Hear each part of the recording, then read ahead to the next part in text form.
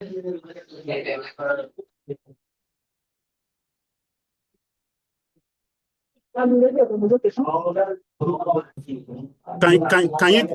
you hear me? Yeah. Yes, please. Almost. Almost. Good afternoon, everyone. My name is Shola Adenekon, and I am the moderator of this panel.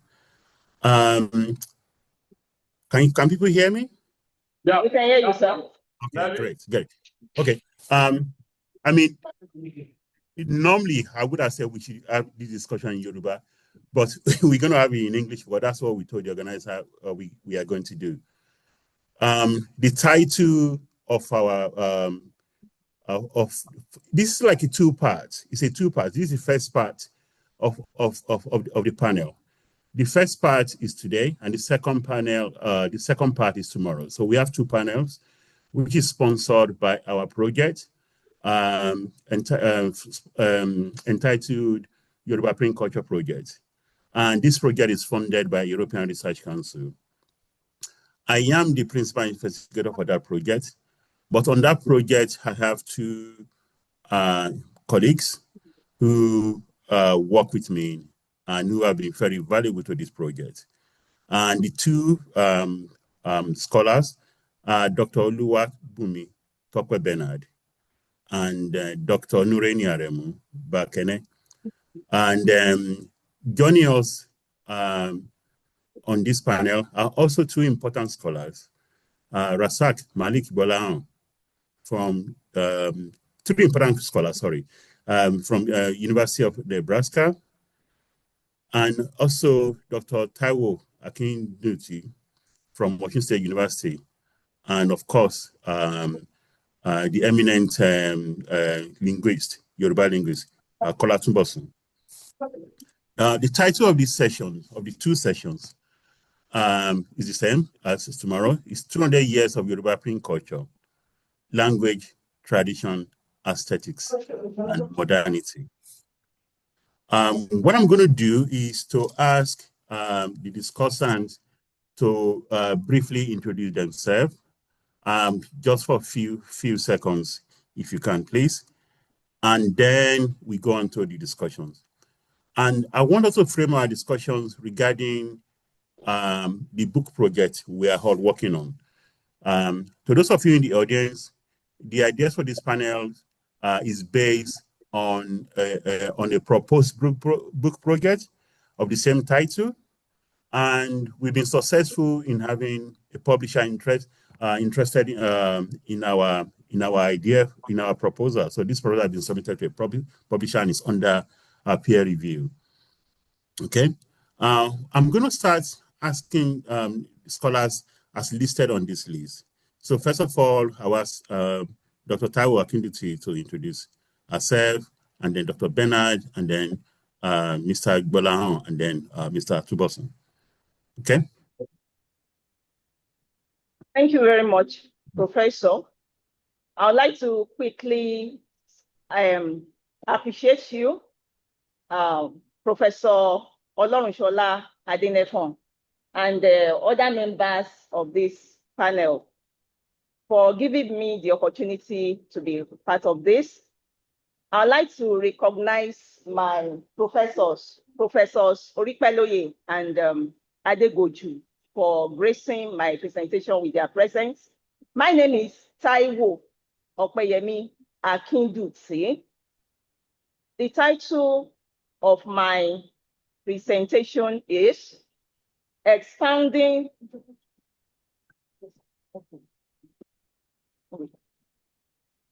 Okay, so my name is Taiwo Opeyemi Akinduti from Osun State University, Ikire campus. Okay. Good afternoon, everyone. Okay. My name is Oluwabumi Bernard.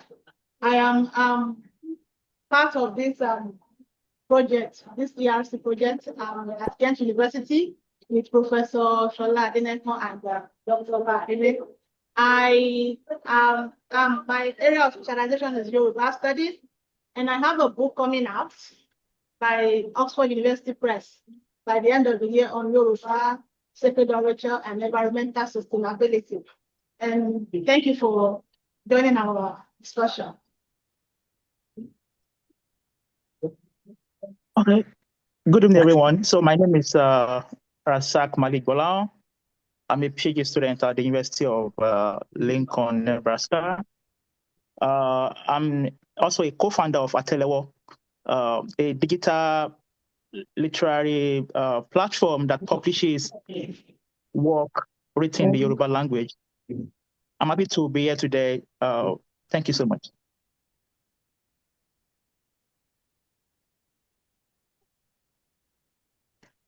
Only it's Boston. Yes, sir. Good morning, good afternoon. Sorry for my I have a little baby here. I am Kola Tubosun. I'm a writer, I'm a linguist. I am the publisher of Olongo Africa, independent researcher, a poet, writer, etc., etc. Co-editor of Best Literary Translations. My work is in language, poetry, documentation, and archives.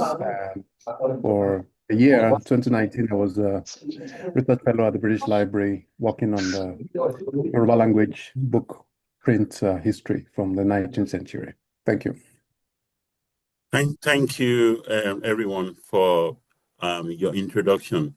I think some people seems to have formal presentations, while others do not have a formal presentation. But we are able to accommodate all ideas for this panel. So I'm going to start with Professor Akinduti. Do I understand that you have a presentation, a PowerPoint you want to be speaking from?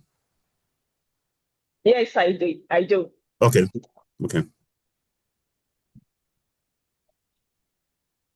So we start with you, please. Okay. Thank you very much, sir. Good evening, everyone. The title of my presentation is Expounding the Influence of Print Culture on Yoruba Language and Tradition in Selected Folk Tales. I mean Yoruba folk tales. My introduction has it that pioneering efforts at reducing the Yoruba language into writing using European alphabets took place simultaneously with the adoption of one of the dialects of the language, the Oyo Yoruba, as standard for educational and official use. Aspects of their history and culture began to appear in print in English and Yoruba.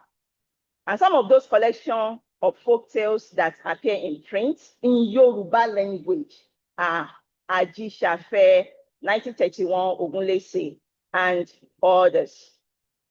The theoretical framework is in Senstar's modernization theory. The study relies on this, and the theory has it that not only the process of change, it stresses not only the process of change, but also the responses to that change. It also looks at internal dynamics while referring to social and cultural structures and adaptation of new technologies. Research method. We try to embark on a close reading of Adébáyọ̀ Babalola's Àkójọpọ̀ Àlọ́ Ìjàpá, volumes 1 and 2. We also try to interview teachers of Yoruba folk tales in primary school, secondary, also universities. Definition of terms now. Print culture, specifically Yoruba print culture. This refers to the history and development of printed materials in Yoruba-speaking region of Nigeria, particularly from the mid-19th century onwards. Then the kind of Yoruba culture that is going to be looked at from this, from the contents of the selected folk tales from Adébáyọ̀ Babalola's volume are based on certain mysterious events.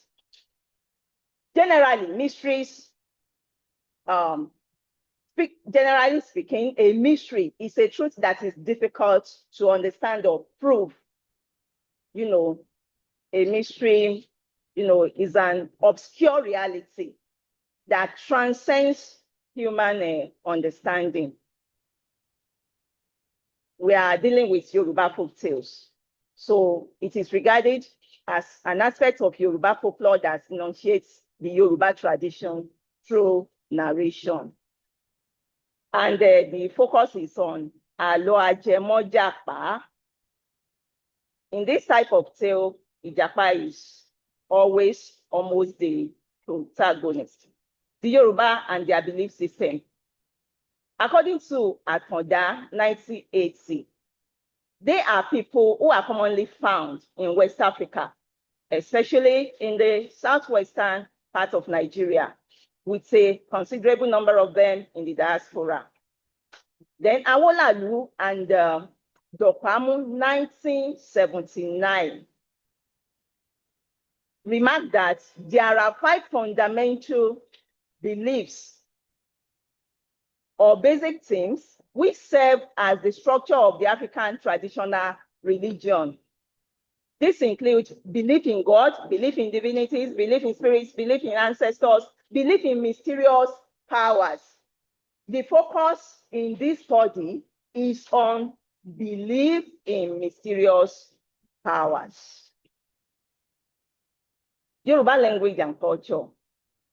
Ologundudu 2008 says, since the Yoruba culture dates back to 6,000 years BC, it is an indication that the Yoruba language is one of the oldest languages. The Yoruba language is the key to the understanding of Yoruba culture. Now, we want to talk about the advent of colonization and its impact. The Europeans colonized Africa and handed over certain things. This includes literacy or Western education, which birthed printing technology. Western religions too, they brought their religion, their norms, their ethos. At this point, I would like to quickly say something. I would like to expatiate a bit.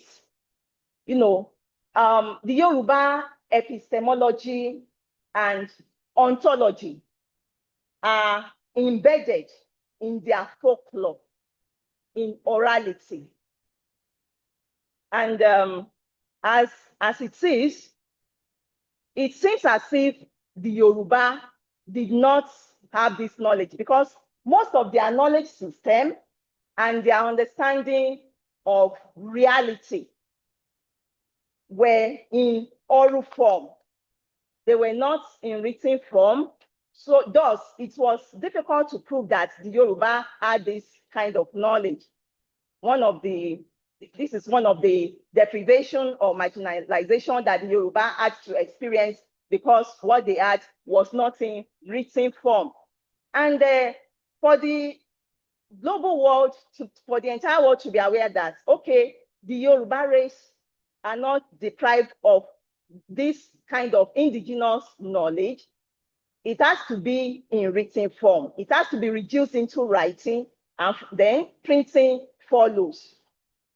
And this became central and crucial for them to be able to participate in the production of knowledge globally. And thanks to the advent of literacy, you know, brought about by European missionaries. They brought literacy, they also brought their religion. So our people accepted, you know, education, children were sent to school, but at the same time, some people left traditional religion to adopt the Christian faith, and also too, some became Islam, and for them, Yoruba culture now became something else. They wouldn't want to have anything to do with this.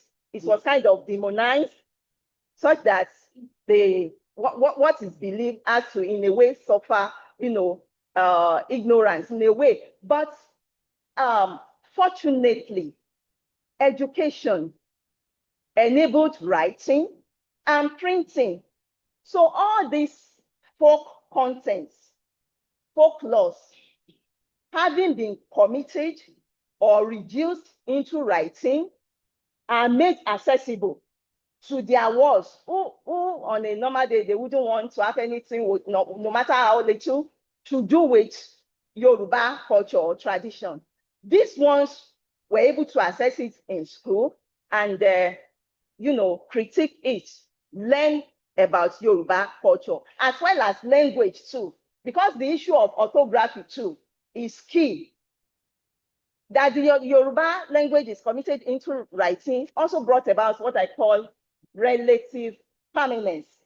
Because if I am a storyteller, I relate a story, a tale, I narrate a tale to an audience, the audience enjoy the tale and urge me to repeat.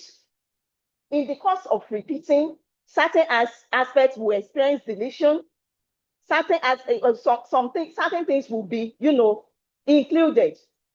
So, but due to this printing culture, we now have relative permanence, because I call it relative because this writing tool, what is printed is subjected to revision.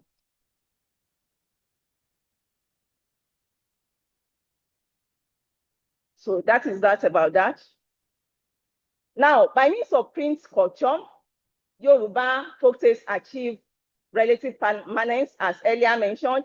Accessibility, it can now be accessed. We can easily pick a text written in Yoruba language, give it to a translator, somebody who understands the language well, then the translator translates it. It becomes accessible to the global audience. The whites could, they could read it because it is translated to their English, other languages too. It can also be adapted into performance. Then I could decide to snap a text, a thought-provoking aspect in a text. For instance, some of those contents I'm looking at talks about how Ijapa deploys Ashe and Eji to make some market women dance away. They left their goods behind for Ijapa to steal. They dance so far away, they left the environment of the markets. By the time they woke up, rushed back to the markets, they met their shops, their stores empty. So it became a serious problem. Now, if this is being discussed in the classroom with students, they want to say, what is Ashe? What and what are put together to make this thing so, active that some people lost their way, and they now became like people who were being controlled by a remote controller, as it were. Now, sample of then the former slide, please. I can also do a video, and talk to a particular text, which is in print. People from all over will be able to interact with it. Let's go. Let's move to the next slide. This aspect talks about sample of mysteries in Yoruba folk tales. A pretty looking woman transforms to a deer and vice versa. That is to say, from a deer to a woman, from a woman to a deer. Cleared bush grew the very day it was cleared. When we talk about the Yoruba folk tales, sometimes these tales are fictional, but at the same time, they can also be a combination of facts and fiction. Because I can remember while attending a conference, somebody told us that in this Yoruba land, at the time of a warfare, While these people, you know, that the enemies were close by, what did? They used metaphysical power to cause ogede, plantain, to, you know, start sprouting. And the banana, no, not plantain, banana. That very hour, they became ripe and they appealed to the sense of taste. While the enemy rushed there, before they enter into the city, into the town, they saw this ripe banana, you know, that appealed so much to one. And they were hungry. So they just used the opportunity to pluck banana and started eating. And from there, they were dying. That was how they conquered the enemy. So cleared bush grew the very day it was cleared. A tale has this way, and we can relate it to the experience I just related. A tribe of skulls pursue and return a beautiful woman, an escapee, to a state of captivity. An exceptionally handsome man shares every part of his body, with only the head left. Then Ijapa's use of Ashe and AD. He used AD on people to cause them to do against their will. Yoruba folktales and modernity. Well, this kind of summarizes what I've been talking. The phases of Yoruba folktales are three. Primary orality, the oral form that is, you know, being passed from one generation to another orally. Then we have this secondary orality. This was when literacy came to Africa and all what we have became something that could be written and printed. Tertiary orality, this is talking about us using digital technology to advance Yoruba knowledge. The next slide, please. So by means of print culture, Yoruba folktales achieve the following.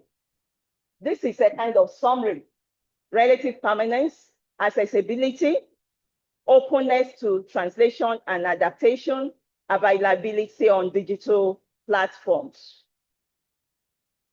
Conclusion. The study concludes that the vital roles that Yoruba print culture plays, not only in enabling the development of literary genres, but also in facilitating the spread of specific and accurate tales from the Yoruba cultural reservoir, cannot be overemphasized. Thank you so very much for listening. Thank you, Dr. Akinditi, for keeping to time. So each presenter will have 15 minutes to present. And I find your presentation very interesting because you took us through the various transformations the text in the Yoruba context has undergone using folk tales as your case study. To those in the audience, we are going to be having a general question and answer sessions after all the presentations have been done. Okay, thank you. And the next presenter is Dr. Bernard. Thank you very much, Bob. Maybe a little bit of time for the IT to bring up the Bob. Okay.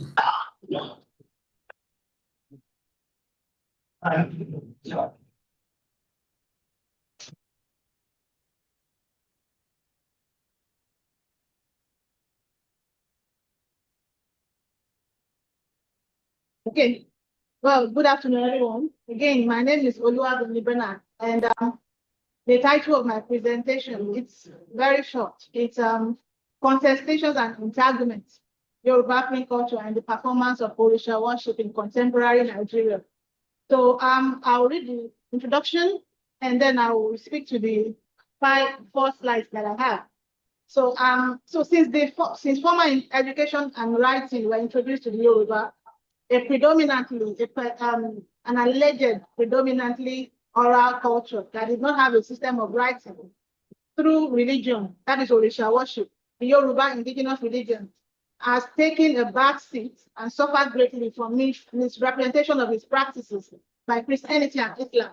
However, in order to contest favorably with Christianity and Islam, Orisha worship adapted some aspects of writing into itself, from Bascom's books on Ifa, such as Ifa divination, communications between gods and men in West Africa and 16 cowries, Yoruba divination from Africa to the New World.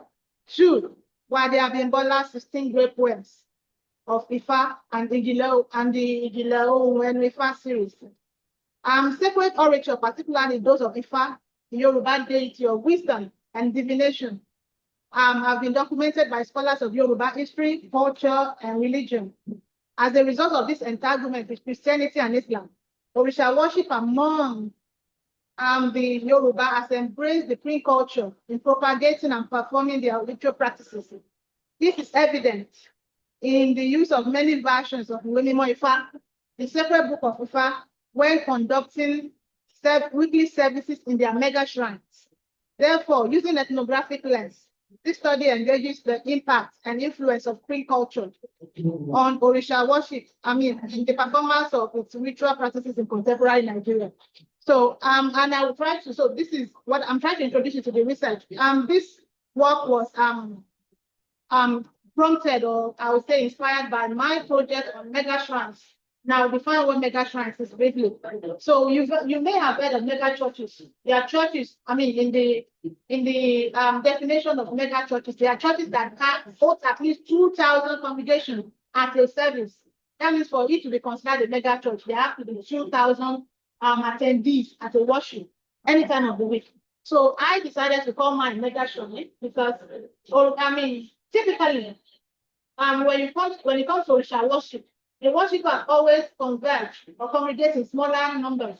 You have maybe 20, only during traditional festivals, which are annual, is when they congregate in thousands. But weekly, they don't congregate weekly because even the Yorubas don't have weeks, as in the typical 7 days weeks. Most of their weeks are 5 days long. That is why you hear the Yoruba say,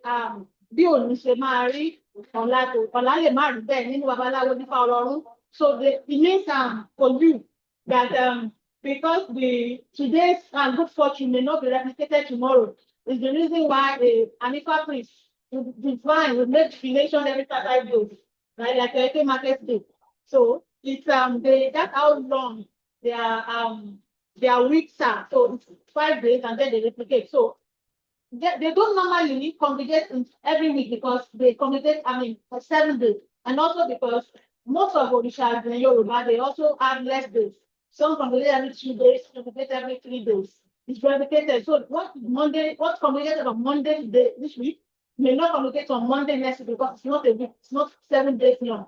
So now, what I've come to find out in my research is that they have these shrines now, they have constructed these buildings that they are able to congregate over 700, even 1,000 every week, which I found out I stumbled on accidentally, but it's been a phenomenon that's been on since 1932. And we barely know about it. It started in Lagos with Ijo Orunmila in Lagos now. They're still there in the Butenesa. And they've been doing this and so that's how I came in. So my mega shrine does not actually have the congregation of 2,000 worshippers because it is very, very unusual for Orisha worshippers to congregate in that number. But I am calling it mega shrine because they congregate in that number every week. They do it on Sundays, some do it on Sundays, some do it on Saturdays. And when they congregate, they follow the prime issues. If you come on there when they are doing the service, I call it service now, you will think you found yourself in a church. They're adapting structures from Christianity, which include the print writing and the print culture. So this is what I am trying to present this semester in this Orisha. I call it traditional meets modernity also because I said when I was introducing this research and this work, what I said was that it is always misconstrued really that Yoruba is predominantly an oral culture. No, it's not. For example, before the introduction slide, you will see a sculpture, right? It's a shoe. This is a Shualaje in Yoruba culture. It's a Shualaje, one of the deities in Yoruba culture. And this may not be ABCD, but this is a symbol that people can interpret and it's been with the people from the beginning of time, right? They know how to interpret the culture. We know in Yoruba and Ifa worship, they have the divination, they have the divination chain, and they can interpret, they read these things, and they are not in the Latin alphabets that we know now. So they've always, and when they, and on the open, they make sounds, right, to show the old that has been established or that has appeared to them, and they can read them. So what we call conventional reading and writing now is not what they had in the past, but they had something. And in other cultures too, they have prayer trays where they can they use these trays to guide them during prayers. They do not have ABC, the Latin version, I mean, the alphabet we know now, but they have their own writing system that we completely always ignore because they are not the modern Latin letters that we know now. So I'm saying modern because this here is and you will see that. I'm sorry, next slide. So this is what I was explaining. This is a divination tray, and the marks on it, there were signs, and you can see the carvings. The one at the top of it is a shoe, right? They know these things. They can read these things, but we assume that they are not writing system or reading system because they don't come in what I was saying. So they used to have aroko, which is I don't know how to interpret it in English. Huh? Yes, it's coded messages, right? Aroko in the past, they have, thank you. They have coded messages through which they communicate. But I am saying that, and they also have paraphernalia that you can use to identify which person belongs to which deity. So they have a way of communicating, which is not just people writing system, this next line. And so, but more than now, this is where Yoruba print culture meets the traditional way of writing. This is they now have, and I also bring religion into this. They have religious books now. And the first one is Oromila, like a magazine. They had it in the 1980s. Yeah, 80s. And this one is from December 2000 edition of it. And they have they pass information in it. And this is and let me remind you that most traditional religion are very, very secretive. They do not tell anybody their business. So when they have magazines, you begin to see that tradition has melted into modernity, and it's also adapting itself to change. So that's what I'm presenting, and they are able to do this through the print culture. And this is the second slide is the way Orinimo ati Iwure ti Ijo Orunmila Adelawo. It contains hymns. They are not hymns, but they are written they are structured in like. And they use this at every meeting. So you see the letters there. So these are words that are printed and that are printed on paper. And they use this during weekly services. They still maintain their 5 days business, but every Sunday, or some meet in Australia, they meet on Saturday. I think in the York they meet on Sundays. And they have weekly service, they have podium, they have choir stand, they have drums, they have priests and the altar. The structure very, very loose like Christian structure. This next slide. Did I finish? Okay. So, so this is what I'm just trying to use ethnography, my methodology, ethnography, to use what I have found on the field to explain and to analyze and engage how modernity meets how tradition, meets modernity, and now they are contesting for space and how they are adapting and melting with each other. Thank you very much.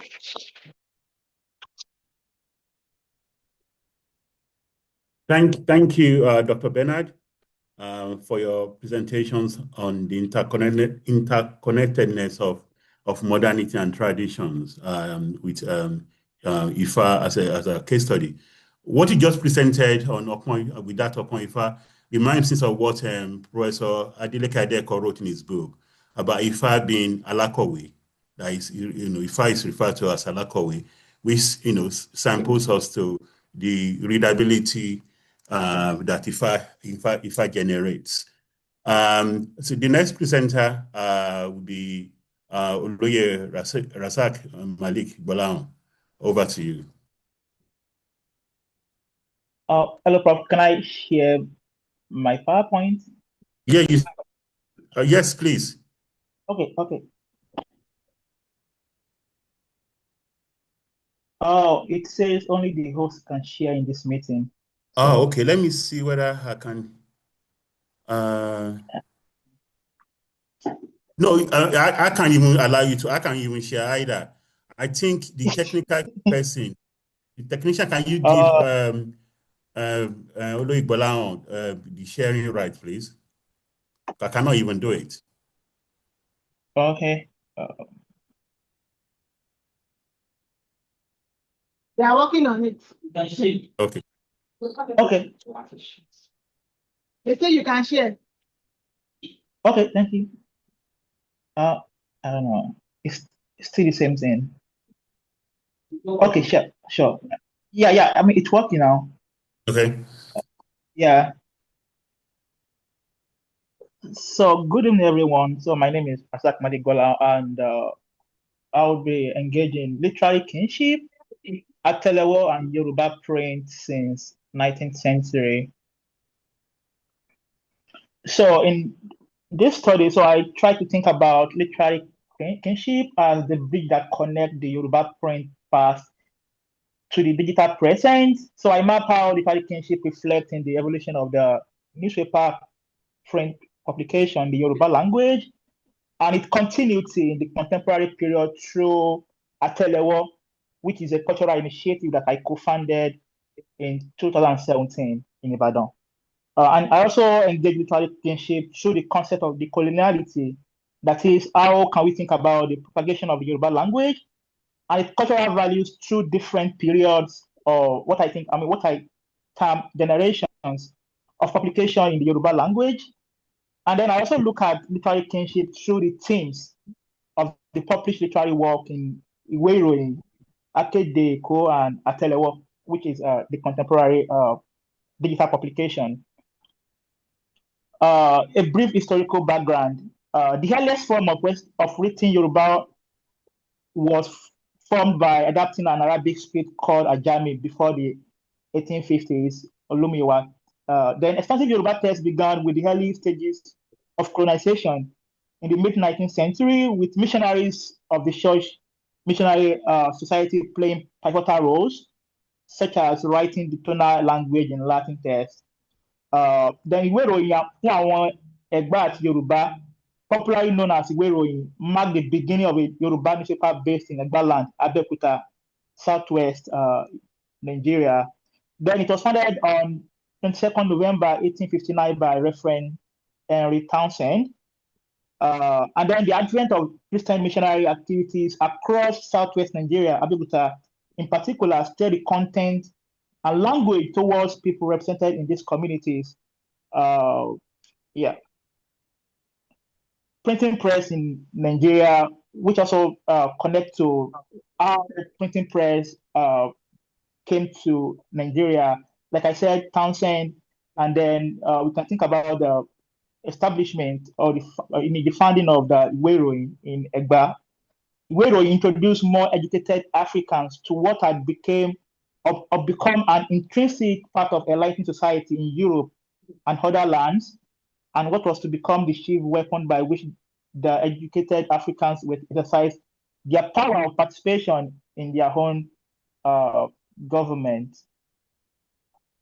Yeah, so I think about print publication, especially with the the creation of the establishment of Ìwé Ìròyìn fún àwọn Ẹ̀gbá, and the kind of content, like what I mean, the goals achieved through Ìwé Ìròyìn fún àwọn Ẹ̀gbá, and how this connects or transcends, or continues to date with the establishment of the creation of Atelewo. Print culture. So there is no way we can talk about print culture without talking or discussing some of the major books in Yoruba published, say, the colonial, and the post-colonial periods in Nigeria. And that brings us to ìtàn ìgbésí ayé Èmi Ṣẹ̀gilọlá Ẹlẹ́yinjú Ẹgẹ́, Ẹlẹ́gbẹ̀rún Ọkọ Láyé. Ìtàn ìgbésí ayé Èmi Ṣẹ̀gilọlá Ẹlẹ́yinjú Ẹgẹ́, Ẹlẹ́gbẹ̀rún Ọkọ Láyé is considered the first novel in Yoruba published in the 1920s. The novel started as a serialized epistolary work published weekly in Akéde Èkó between 11 July 1929 to 8 March 1930 by I.B. Thomas. And the novel was later translated into English, also published in Akéde Èkó, also known as the Lagos Herald.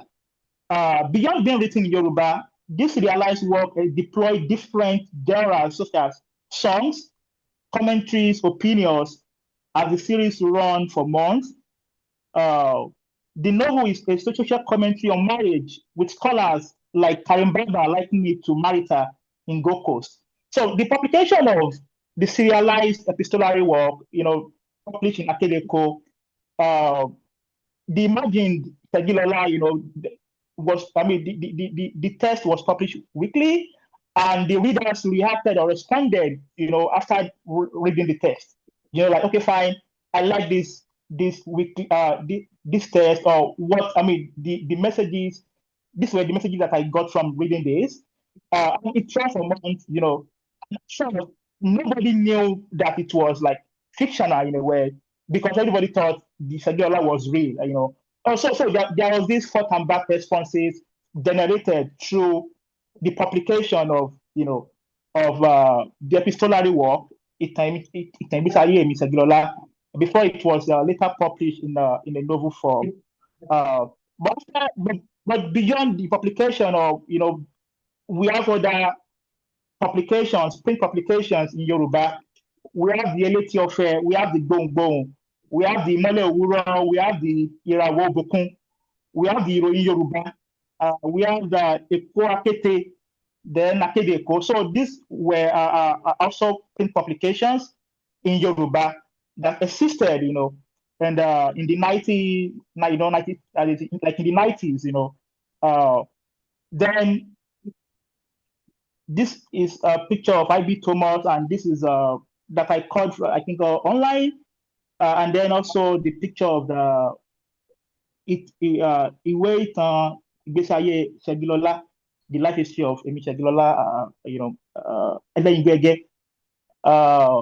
and then coming to the contemporary period now, Atelewo. So I co-founded Atelewo in 2017 in Ibadan with a friend of mine, Fedola Ibrahim. Atelewo provides a platform, for publication of literary work written in the Yoruba language, where we provide platform for students, civil servants, like everybody, to come to think about what it means to be like being Yoruba now. How do we think about reading culture in Yoruba? How do we think about speaking Yoruba language? How do we think about documenting, preserving, the cultural values, the language, of the Yoruba people? And then it also rekindles people's interest in Yoruba literature by organizing readings, making Yoruba literature available for purchase, and publishing new voices in the Yoruba language when practicable. But one of the major works or projects we embarked on when we started Atelewo in 2017 was to publish an anthology, which is called Atelewo Pelebe. Because we were like, okay, fine, how do we contribute to the propagation, the reading culture, inviting people to think more about culture, our language, our rituals, our traditions, in the contemporary period, and then we had to call for submission, and then we published this in a book format, which I think also continues the work, done by the likes of IB Thomas, and also this literary, these newspapers that existed in the past. Like, how do we think about affinity or the nexus that connect the past to the present? Because we can't, we are not alone. We don't exist alone. We have to think about the literary tradition, from the past, the pre-colonial, colonial, and post-colonial. How do we think about the growth, the transformation? How do we think about the literary canon when it comes to print culture in Yoruba? So this is a picture of what we published that year, and ably supported by my Oga, Mr. Kolatubosun, and also Professor Okediji. Yeah. So the website, so if you can go to this website, www.atelewo.org, for those in the audience. So if you can type this on your phone, you would see what the website looks like. I mean, the Atelewo website. It's a multimodal indigenous literary website that attends to the ongoing quest to digitalize and preserve the Yoruba cultural knowledge and to propagate work written in Yoruba language in a world anchored by digital affordances and availability. So we want people, we created that website because it's a digital world. And then we are thinking about the print, like I said, but we're also thinking about the digital. How do we think about reading online? How do you think about, being accessible, this literary work being accessible? So we created that platform for that purpose. How do you think about people coming online or this website to read literary work written in the Yoruba language? Because to us, it's a decolonial project. It's about Yoruba. It's about publishing. It's about giving a platform for emerging and established Yoruba writers to publish their work. So that people can go online and read this work. This website has enabled us to see how digital users rely largely on the consumption of literary work on the internet and how this aids in connecting them onto the internet. And then for those who are interested in Yoruba literature, this website is for them. And for those who want to learn, how to read, reading, like how to read literary text or Yoruba literature, yeah. So if you can access the website, on your phone, this is what it looks like. From what I did here, yeah. So this is what I have here. So we have different features. We have, a place where you can get to read poems, short story, drama, interviews, anything accessible here. We run pictures. We also publish pictures, So between 2017 and now, we have published more than 400 literary work.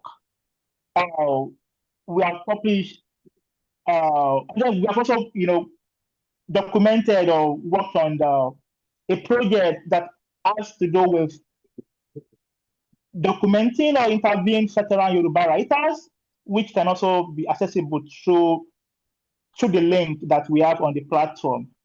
So beyond publishing Yoruba literary work, we have also done other projects like, organizing workshops for Yoruba writers or people interested in learning how to assign tonal marks on Yoruba word, different projects. And then recently, or 5 years ago, we started the Atelier Prize for Yoruba Literature, which also contributes to how we consider, being Yoruba or the act of promoting and propagating Yoruba language, inspiring both emerging and established writers to keep writing in that language.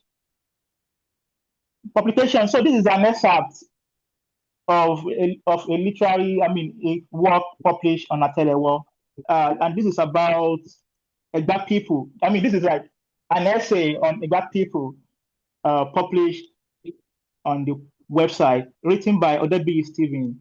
So for those who can access if you can access the website, you can get to read more of this on the website. And then this is another essay written on Ibadan by Kayode. This is also one of the work that you can get to read on the website. So yeah, I think okay. Yeah, I think this is not there. Yeah, this is about the website.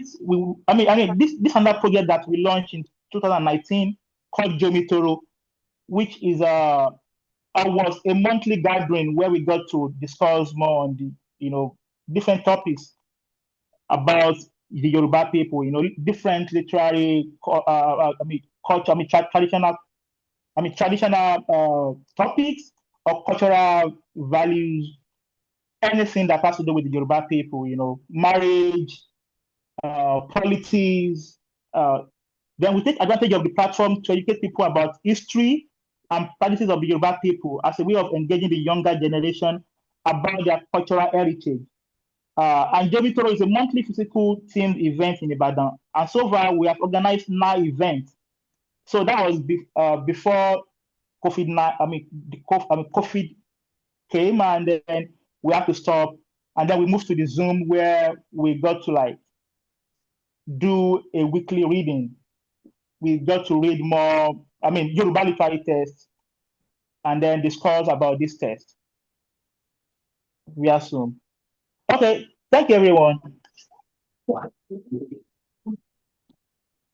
Thank you, Oloye Gbolahan, for talking us through the formation of Atelewo and also taking us back to that history of regarding Yoruba print culture from the mid-19th century until now, to the digital age.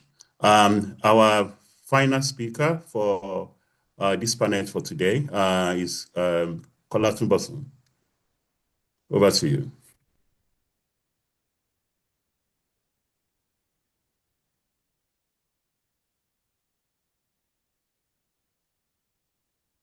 Can you hear me?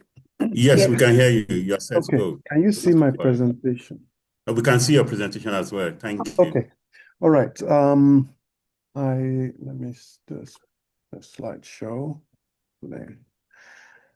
Okay, I have been working on this piece for a while. It's trying to plot the journey of Yoruba writing orthography from the early days until the present time, while also examining the issues that remain with the orthography and writing system of Yoruba language.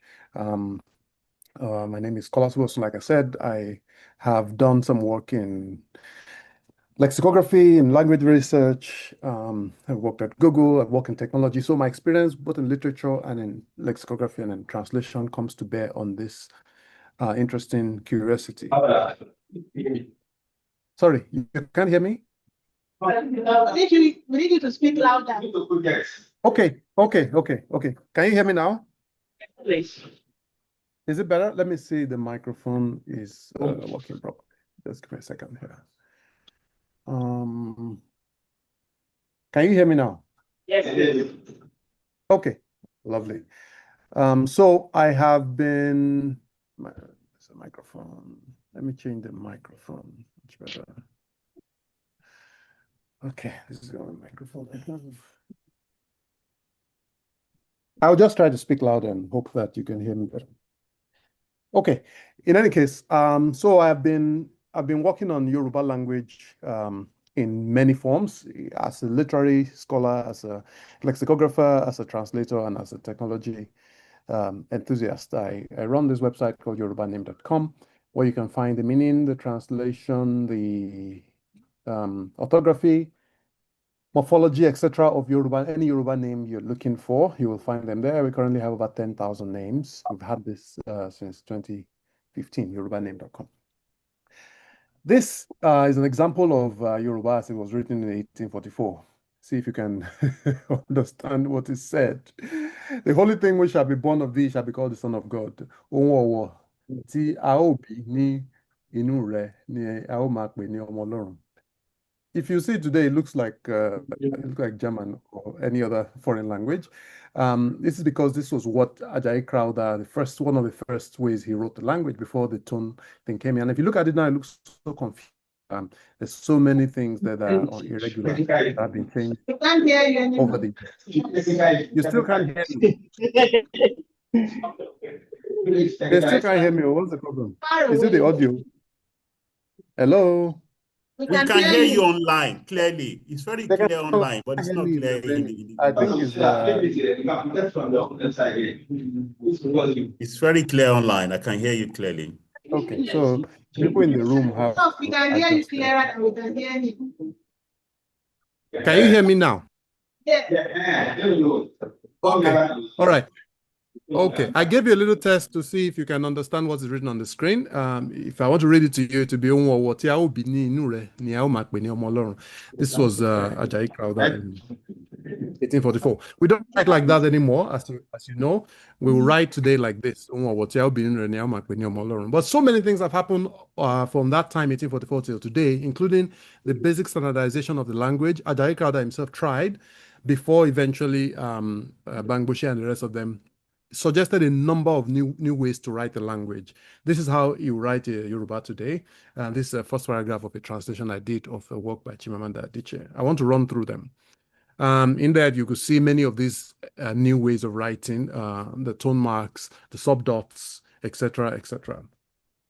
These are basically what you see in special characters that were not written in the olden days. Ajayi Crowther would write ekun like this. We'll write ekun today like this. He will write ekun like this. We'll write it like this. He writes ekun like this, write like this. There's no when you look at it objectively, there's no way to no system that you can really understand from it, which explains why we had to come to the idea of writing things with basic diacritic. The same thing here. He would, I don't know what he was going through, but he obviously was walking through a number of, worries about how to write Yoruba language, owo, etc., etc. There are many examples like that. I don't want to dwell on that. So when they wrote the Bible, you would notice that there are irregular tone markings there from the Crowther time to Bangboche's time. Sometimes they put the subdots, they would not put the marking on top. Sometimes they put the mark on top, they won't put the thing. Sometimes the Eshe, like this one, they have a tilde. I will show you how the tonal gradation happens. But we have found new ways to write that today with different tone Can we marks. please not interrupt the speaker, please? Thank you.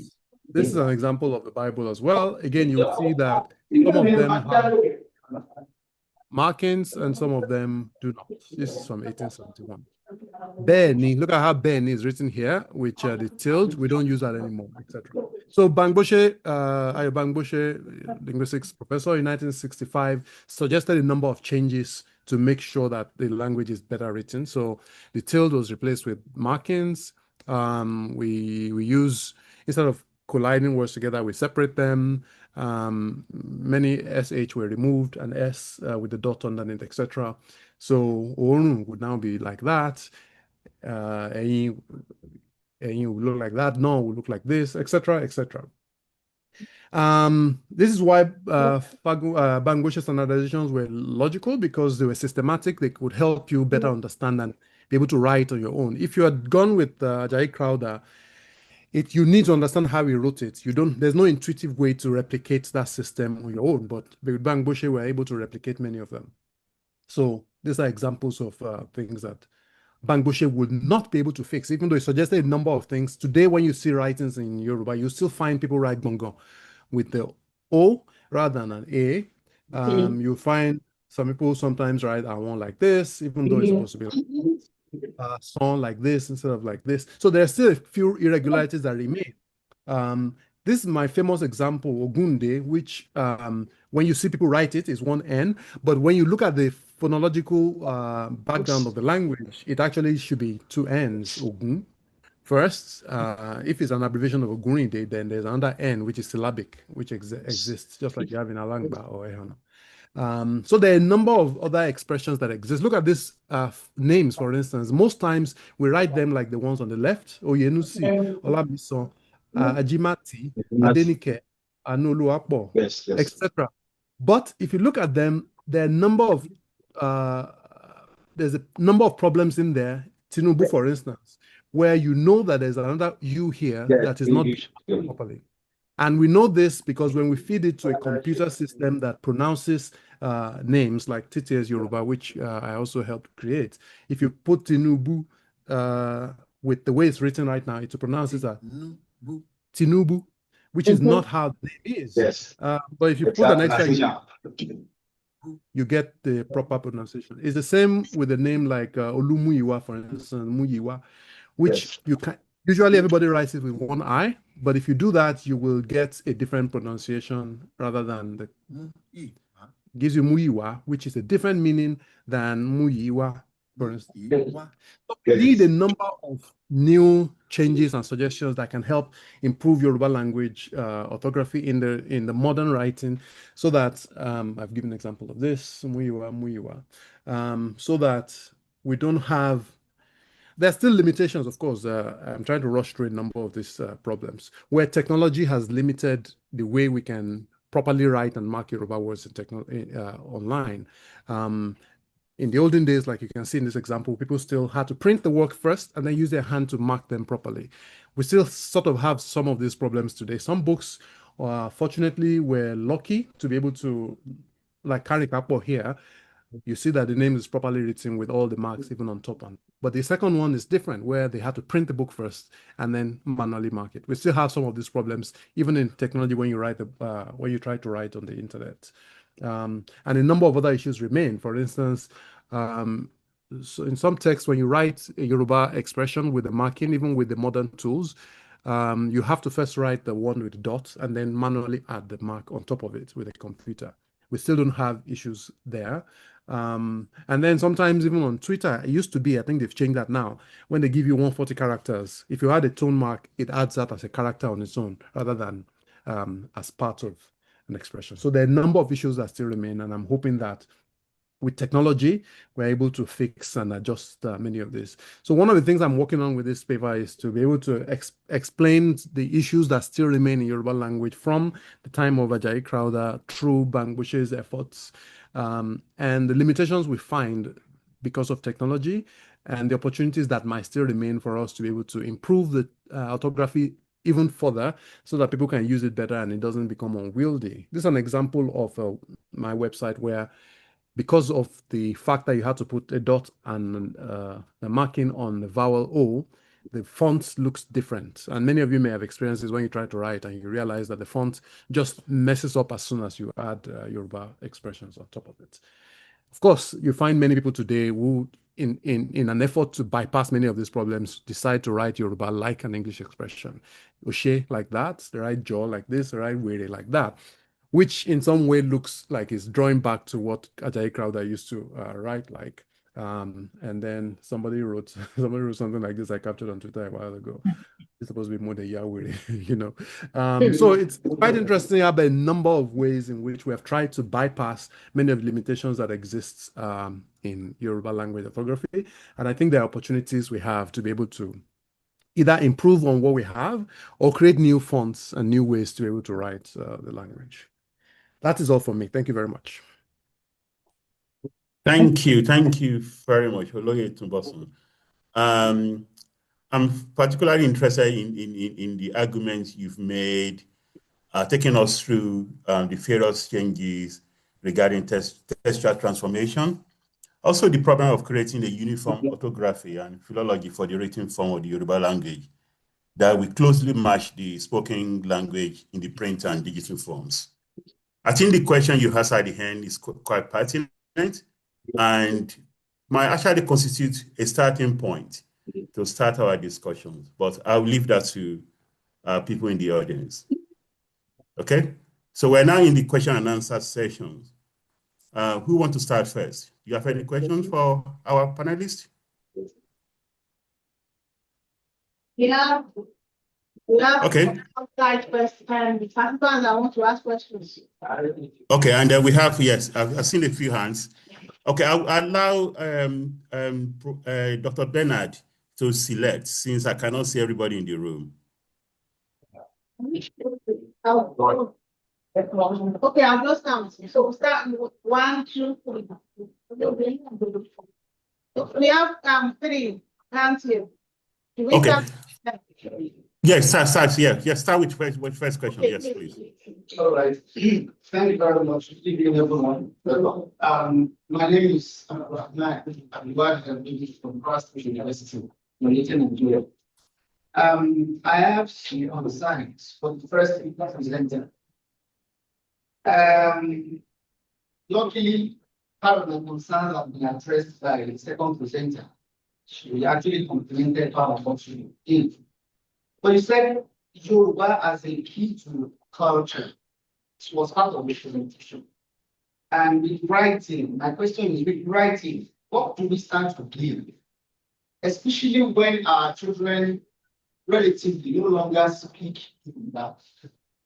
Now, are we trying to keep the Yoruba language for the global north, or for ourselves, or for both? Because if we are keeping for both, it means our own children too should have access to it. But in a situation where our children have stopped learning and using the language, so to speak, across the levels of language, listening, speaking, reading, and writing, at least the little we can see are a few of them who can listen and probably speak it. But when it comes to reading and writing, practically about 90% of them might not even be able to do that. So my question is, what are we doing to ensure that our children do not lose touch with what we are trying to preserve using the printing format? Now, the second Thank one, you. Thank you. We can only take one question. We'll come back to you, please. Because we the moderator, the technical guy just told me we have less than 75 minutes left. So we take the questions. Callers want to know what people are saying. If somebody can just summarize what people are saying in the chat box for us, that would be great. What the questions being asked is, how do we give that privilege that we had to allow younger generations an insight to the language, to be able to speak and write the language? I think that's the gist of the questions, if I'm correct. Can you elaborate if I'm not correct? Baby, come here, come on. Because I couldn't hear you. Yes. My question Just make it short, please. Make it very short.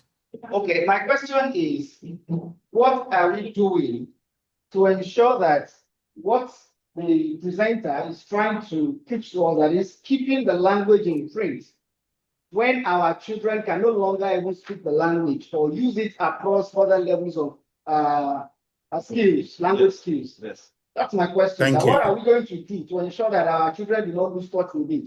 Or what essence is what we have left printed without anyone to read it? Thank you. Tubosun, do you hear what he said? That what are we doing to make sure our children can write? I think that's a question people have been asking. Yes, they asked this question last year, if you remember. Okay. Should I answer it, or are we waiting for the other questions?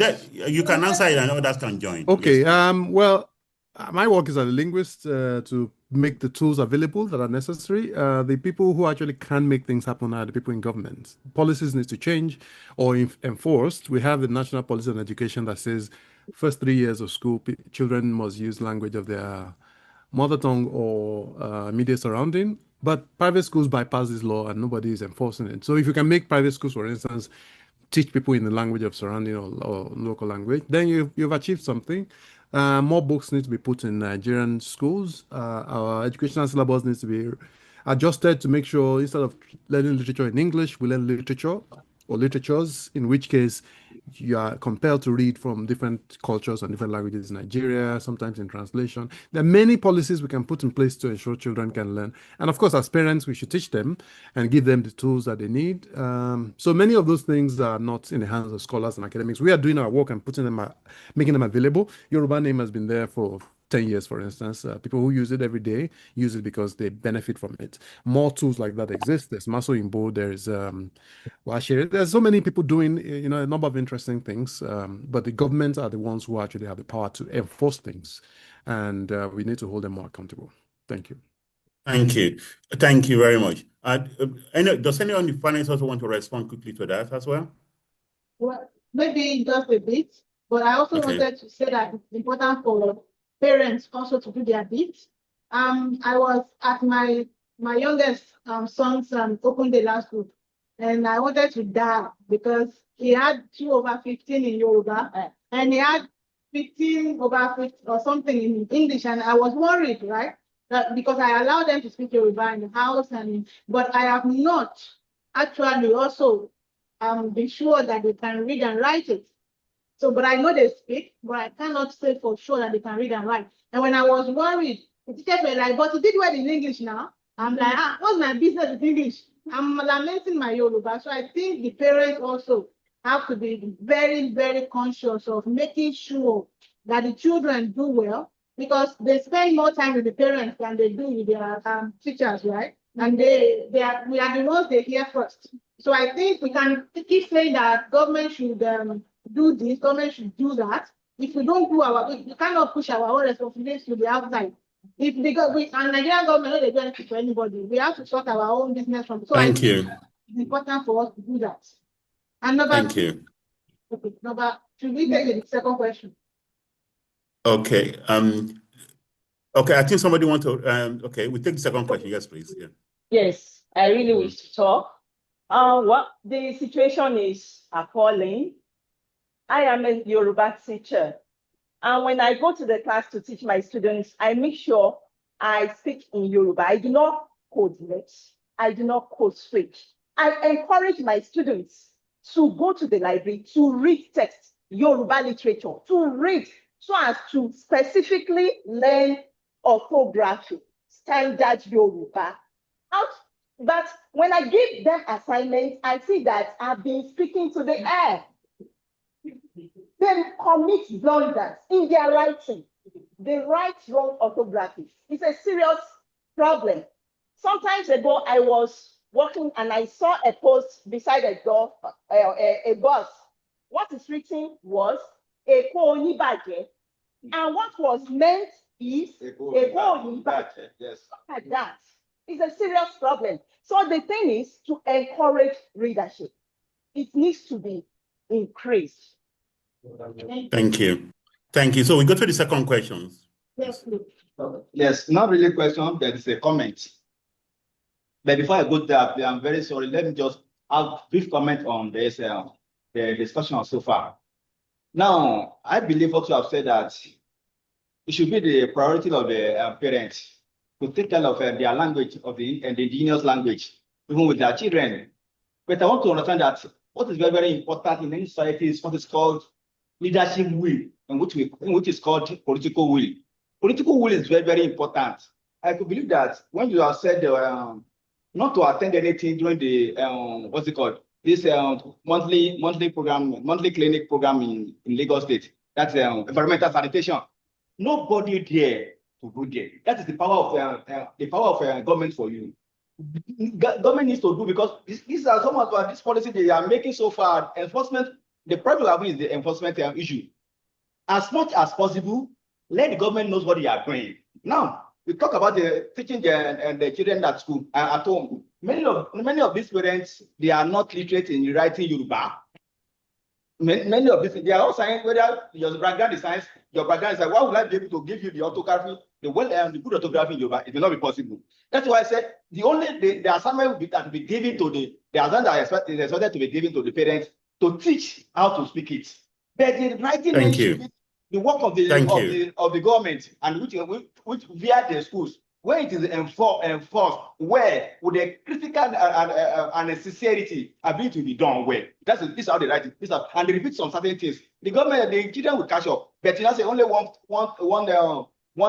subject in a week, and whereas English can be taught five times in a week. So that's what you are saying. We are the one that's missing it. The government is really sincere with what they are doing. They are with the political ways and the policies. This will be better. This will be better. Thank you. Thank you. So we all agree government policy. My comment now. My comment on the parents. Now I could understand the last speaker. May I go for that? Okay. Go for that. Yes. Yes. The last speaker is talking about the orthography. And he tried to tell us that there are some certain words in which should be spelled correctly, orthography. I'm sorry, before I go for that, I'm Bayomi, a PhD student here, candidate here in Finland. That's an Institute of African, and also an expert in Yoruba. I'm an expert in Yoruba. That's my background.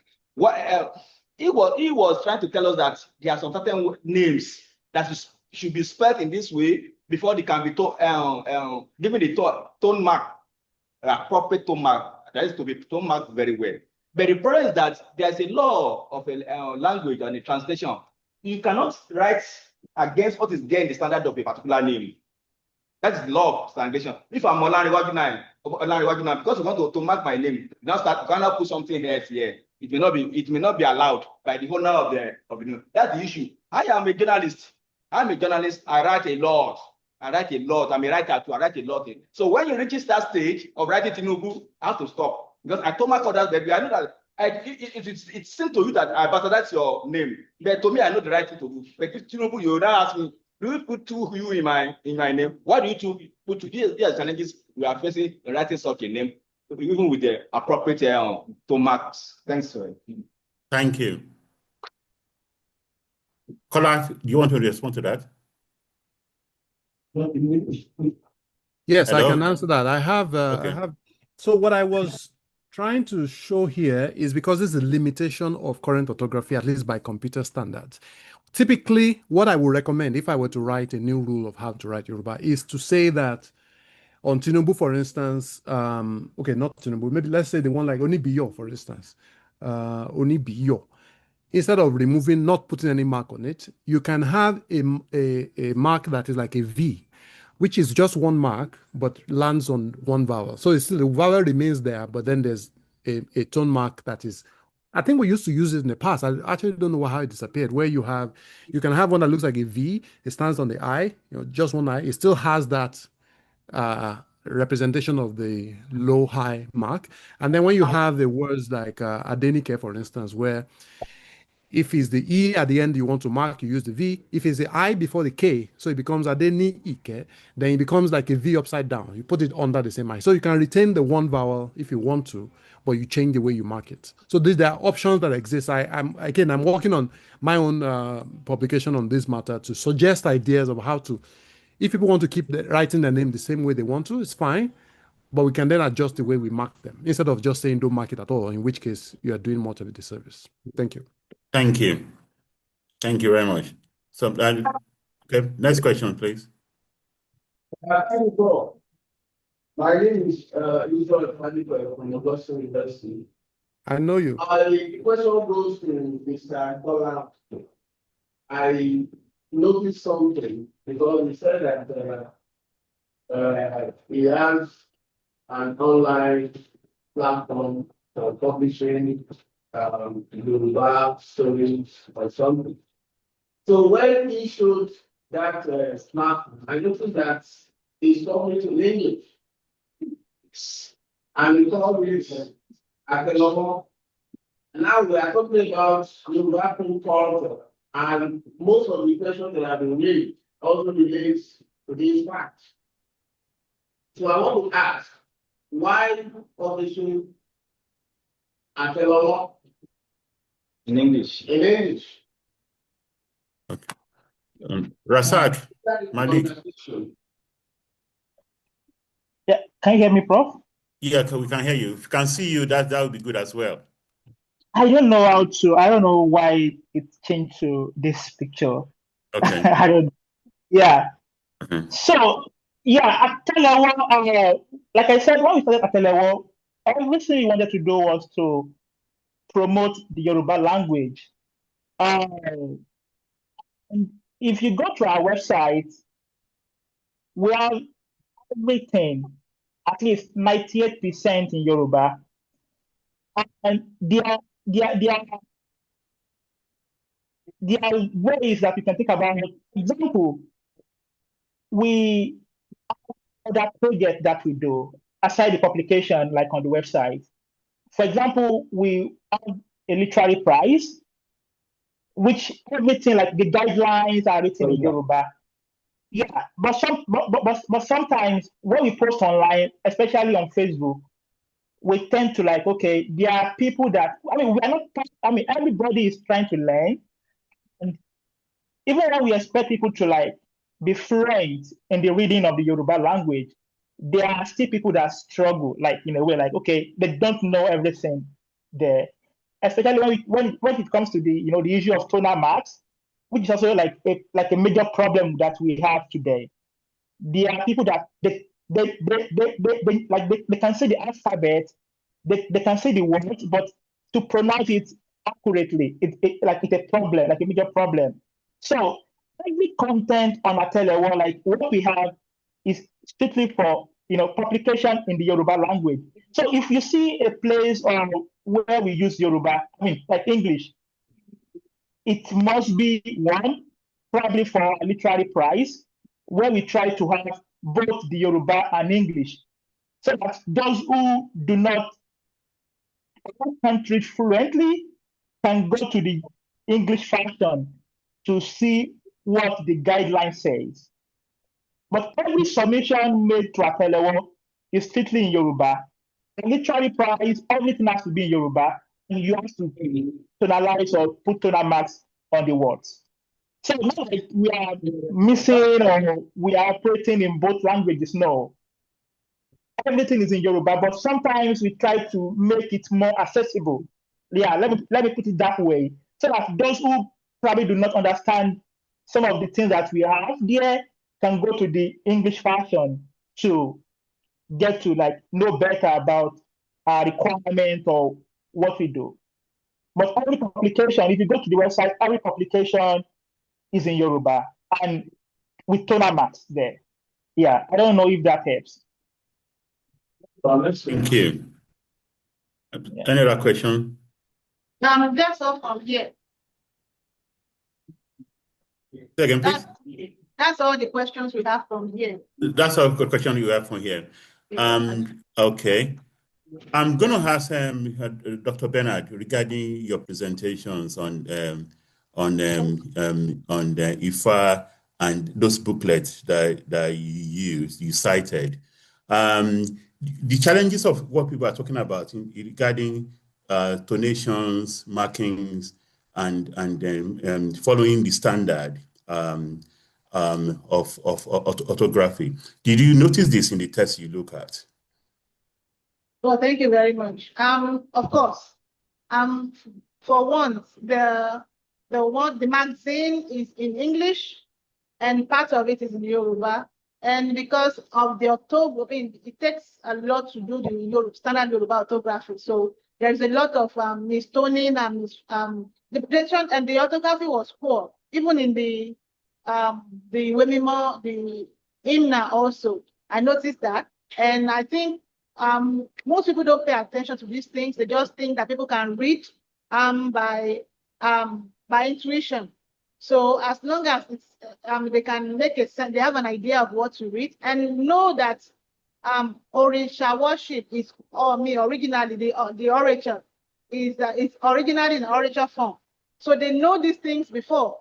So it's easy for them to maybe read in the when it's written. But I've also asked, and they are making attempts to make sure that it conforms with the standard orthography. But currently, there are lots of poor orthography in the booklet. Thank you. Thank you. And Dr. Akinditi, if no one is asking questions, I want to ask you about the folklore you discussed.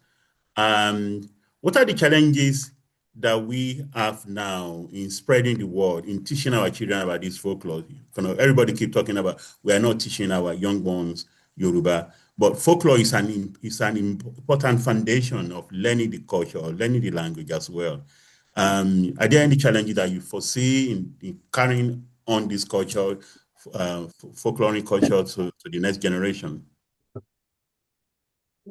Sorry, sir. Please repeat the question. What are the challenges that you see in carrying on these traditions of telling folk tales to the younger generations? Well, there are challenges because unlike in times past, when people will have to be gathered to listen to a tale, these days, when we want to relate to these folk tales, for the most part, it takes place within the four walls of the classroom. And tales are narrated on television or radio, but the texts are not being used. These are done, by heart, off record. Well, for me, I think these are challenges because from, interacting with these tales, we learn culture.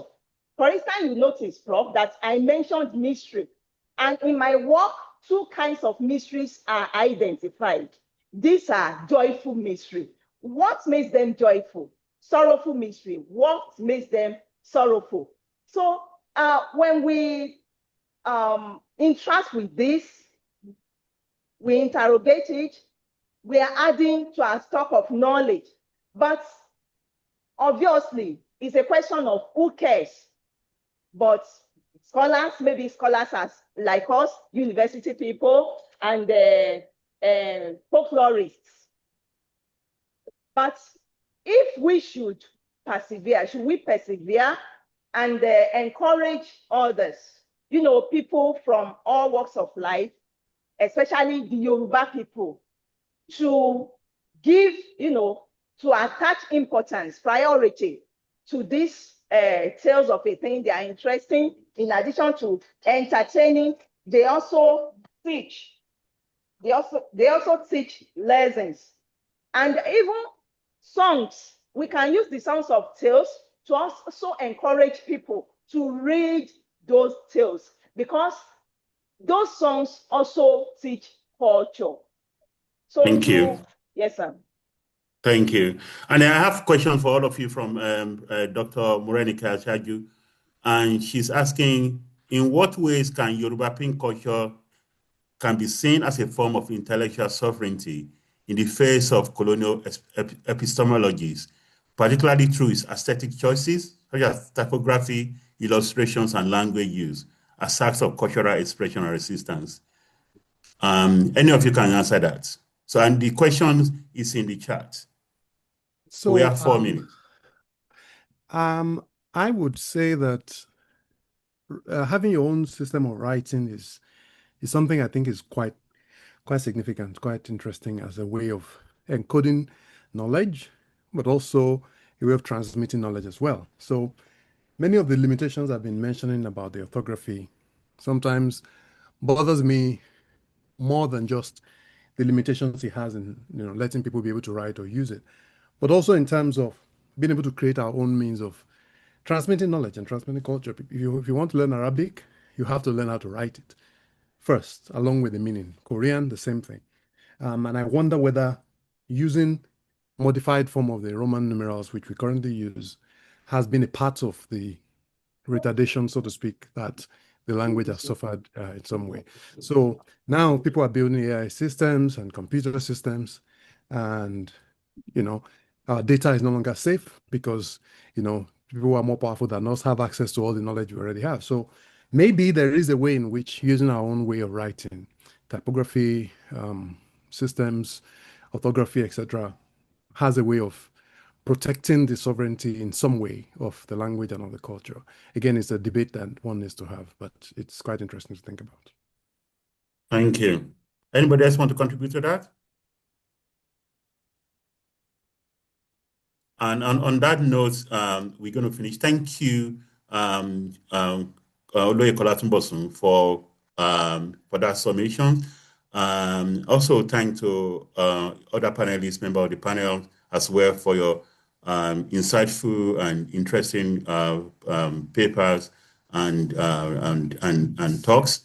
Also, I want to thank those of you in the audience as well for taking the time to come and join us today. Those of you who are panelists, please remember this to allow us to think through our ideas as well for the handbook. So please try and make the deadline for the handbook, and then I will be in touch. We all be in touch with you as well. So thank you for coming. Thanks for your time. Thank you, sir. Appreciate you all. Thank you. Thank you.